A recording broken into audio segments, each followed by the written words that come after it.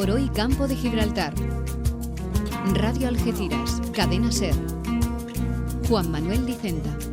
Segunda hora ya de nuestro Hoy por Hoy Campo de Gibraltar, donde vamos a hablar de libros. Y es que Julio Verdú profesionalmente es inspector jefe del Servicio de Vigilancia Aduanera y ha pasado ya 39 años dedicado exclusivamente a la investigación del tráfico de drogas, el contrabando y las corrupciones asociadas a todo este tipo de delitos. Pero Julio además cultiva la literatura y cuenta ya con 7 novelas, algunas de ellas ambientadas en el mundo del contrabando y el narcotráfico en el Campo de Gibraltar. Hoy Julio nos presenta su nueva novela que lleva por título La higuera silenciosa.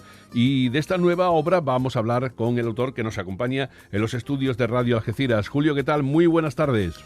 Muy buenas tardes, Manuel. Bueno, pues Julio nos ha presentado en otras ocasiones Óxido, el extraperlista inverosímil, y en esas obras, como en casi todo lo que escribes, la experiencia profesional sirve para trazar el argumento de esas historias, ¿no?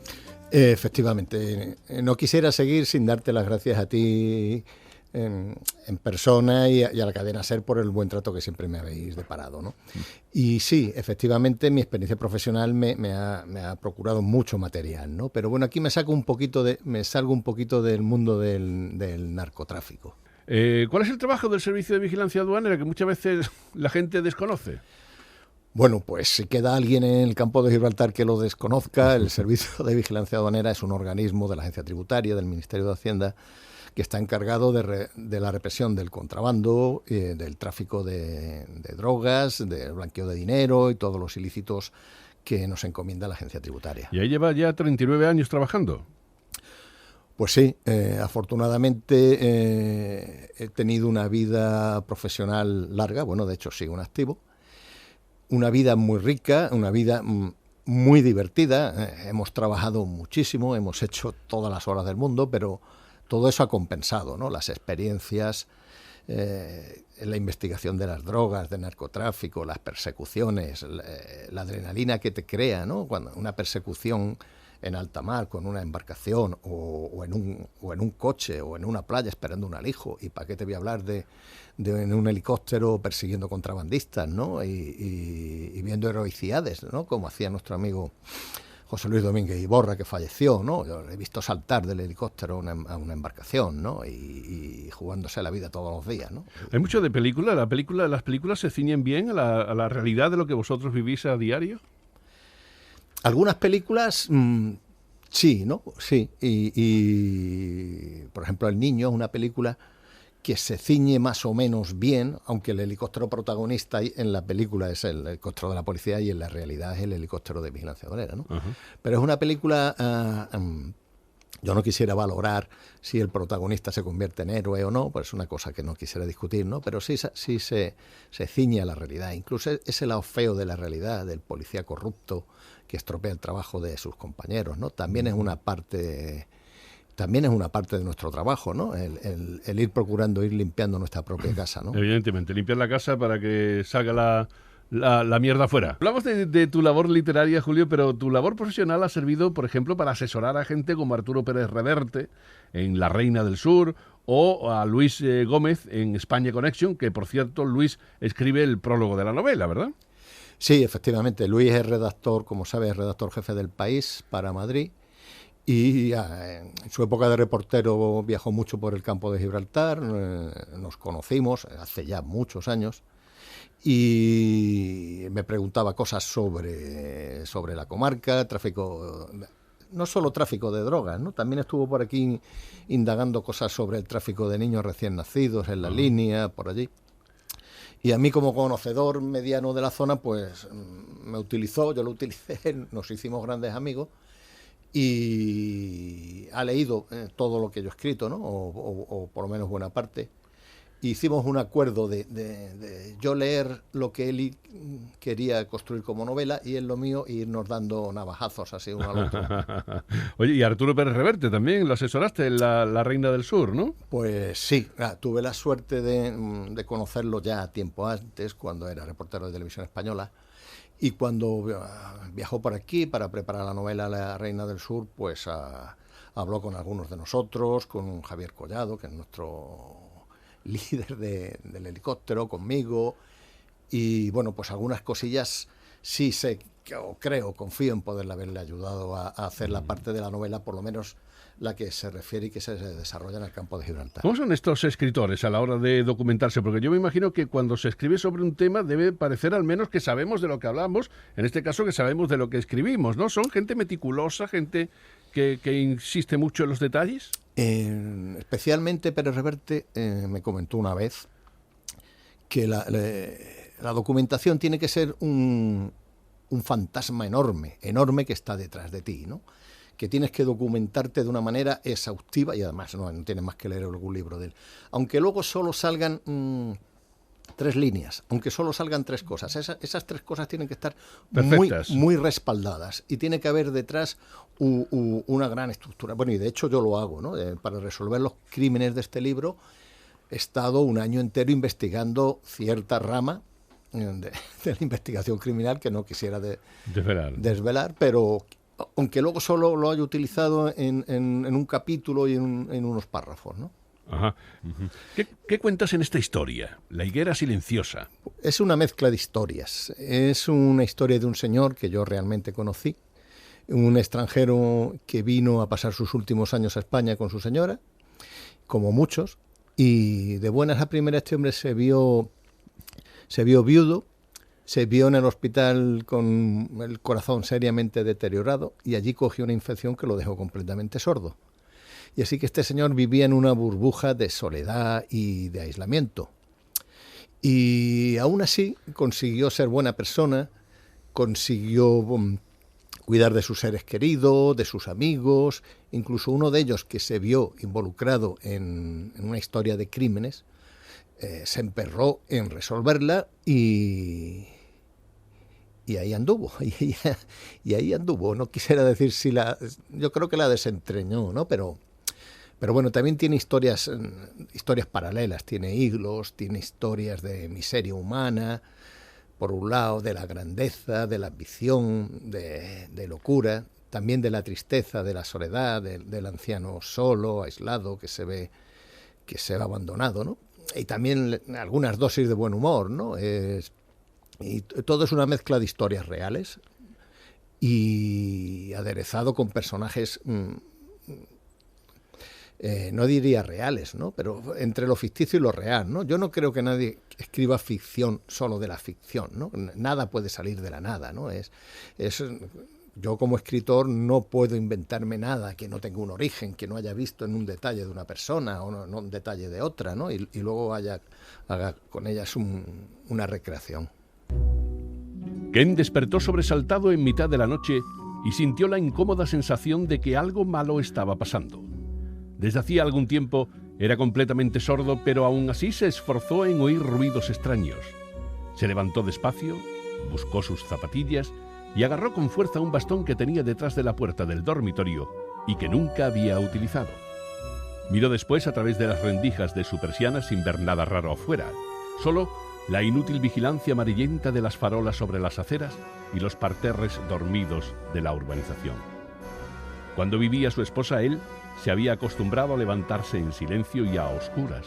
Necesitaba ir al baño 4 o 5 veces por la noche y no quería perturbar su sueño. En aquella ocasión, decidió ir encendiendo luces por donde iba pasando. Tenía la próstata chunga, ¿no? Efectivamente. Este es el personaje principal de la novela que nos presenta hoy Julio Verdú y que se llama La higuera silenciosa. ¿Qué título, no? El de La higuera silenciosa. Tendrá un porqué, ¿no? Sí, efectivamente tiene un porqué que, bueno, estamos hablando de un señor que es sordo completamente, ¿no? Y además de esto tiene una gran pasión por los árboles, por la naturaleza, se dedica a recorrer los bosques o arboledas, ¿no? Que todavía quedan, porque la acción se desarrolla, por supuesto, en la comarca, ¿no? Entre Algeciras, un poquito de la Línea, también un poquito de los barrios, y este hombre es un enamorado de los árboles, ¿no? Y enamorado de una higuera que a él le parece mágica, que busca en algunos paseos y bajo la cual se sienta a pensar, a meditar. En este trabajo pones de manifiesto el tema de la soledad de las personas mayores y el aislamiento, y si además rematamos con que el hombre es extranjero, pues lo hemos bordado ya prácticamente. ¿Te preocupa el tema de la soledad? Me preocupa el tema de la soledad y el abandono, ¿no? de personas mayores. No hace mucho escuchamos en esta cadena el hallazgo de un cadáver de una señora que llevaba meses muerto y nadie ha ido a buscarla ni a preguntar por ello, ¿no? Pero contar una historia así hace que un libro sea poco atractivo, ¿no? Y difícil de presentar, ¿no? Y yo hago un poco como hace el comisario Jaritos de la literatura griega, ¿no? El señor quiere denunciar algo y crea una cadena de crímenes, crea algo que atrape al lector, que le parezca interesante mientras va colando estos trozos de denuncia y de crítica social. Uh-huh. En esta novela además aparece también el Alzheimer a través de uno de los personajes, amigo del protagonista. El Alzheimer, la soledad, las personas mayores sobre todo, ¿no? Sí, efectivamente. Efectivamente, uno de los personajes secundarios tiene Alzheimer. También está basado en un caso real de un señor que yo conocí, que tenía un perro al que no paraba de alimentar, ¿no? Olvidaba de que le había dado de comer y le volvía a dar, ¿no? Y el pobre perro estaba a punto de reventar. Y aparte de esta anécdota que puede ser simpática, ¿no? Pues sí tiene esos ramalazos de tristeza. Pero bueno, no quisiera dejar la impresión de que es una novela triste. No. También hay algunos ramalazos de personajes reales, personajes simpáticos, personajes graciosos, con despistes, con algunas locuras. Uh-huh. Lo primero que se encuentra el lector a la hora de abrir el libro es esto. Dice, en una ocasión leí una frase de Unamuno que dice así: si del todo morimos todos, ¿para qué todo? Nunca en tan pocas letras he sentido una mayor desolación. Este libro es mi respuesta a don Miguel y a mí mismo. ¿Qué quieres decir con esto? Efectivamente, esa frase de don Miguel de Unamuno es una frase demoledora, una frase triste y una frase que al principio me hizo pensar, ¿no? Digo, coño, si es que es verdad, si del todo morimos todos, ¿para qué todo, no? Y no, yo pienso que no, que morimos del todo o no, hay cosas que no mueren, ¿no? Y eso es una de las historias que van sumergidas en la novela. Está la lectura fácil, clásica, de que hacemos, y además me parece interesante, ¿no? De la investigación de los crímenes, cómo investigando el crimen principal aparece otro crimen que había pasado desapercibido.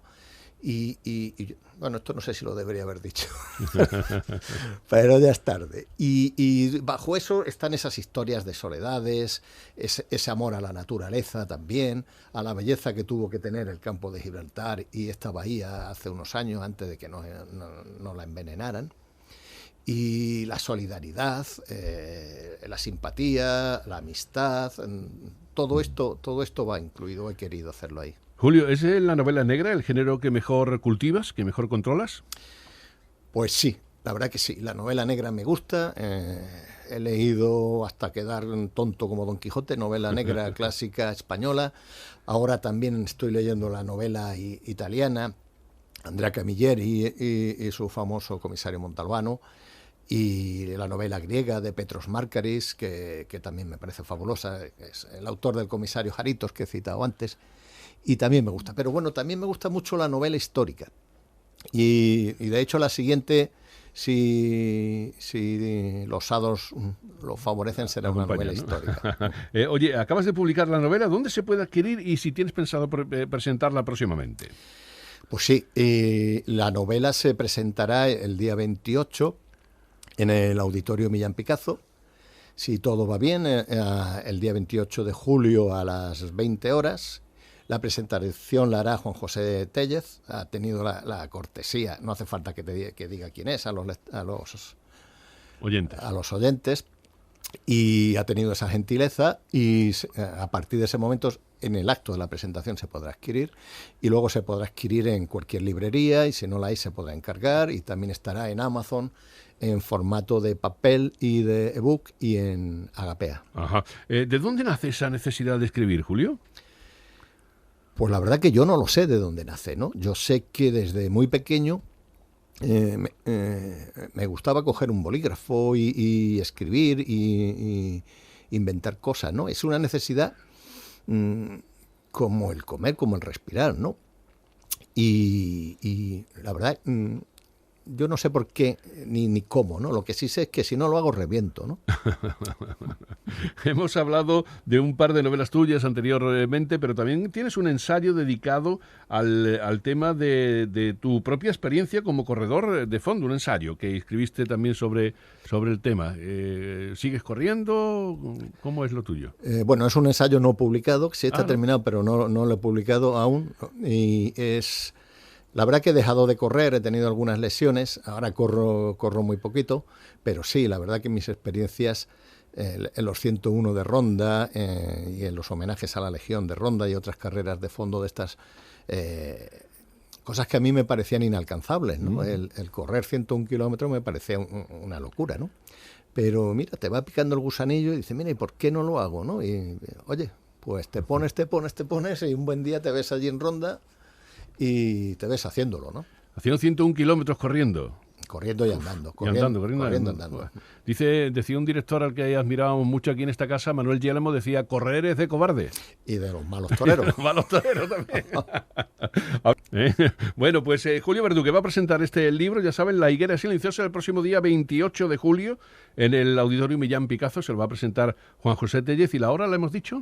A las 20, a las 8 a de la las 20, tarde. a las 8 de la tarde. Esperemos que no haga tanto calor como ahora, porque esto es insufrible, Julio. Efectivamente. Un abrazo muy fuerte, muchísima suerte y que vaya todo muy bien. Leeremos con interés esta nueva novela. Un fuerte abrazo, muchas gracias. Muchas gracias.